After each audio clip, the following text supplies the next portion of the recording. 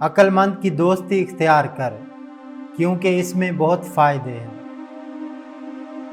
جہاں تک ممکن ہو سکے لوگوں سے دور رہ، تاکہ تیرا دل سلامت اور تیرا نفس پاکیزہ رہے۔ مصائب سے نہ گھبرا، کیونکہ ستارے اندھیرے میں ہی چمکتے ہیں۔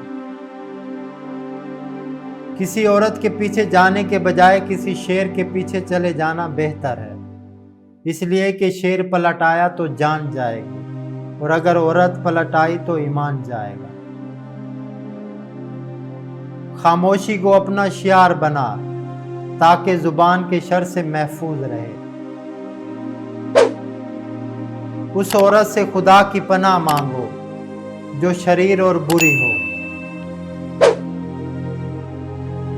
کہی ہوئی بات کو کبھی مت دہراؤ، اور غصے میں سوچ سمجھ کر بولو۔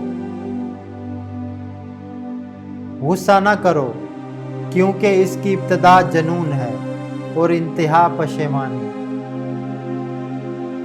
جب کسی انسان میں یہ 5 خصلتیں دیکھو تو سمجھ جاؤ کہ وہ اللہ کا ولی ہے۔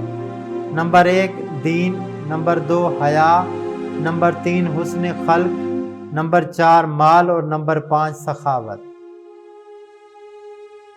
ہر شخص سچا دوست تلاش کرتا ہے، مگر خود سچا بننے کی زحمت نہیں کرتا ہے۔ حکیم لقمان سے پوچھا گیا کہ سب سے بڑا عالم کون ہے؟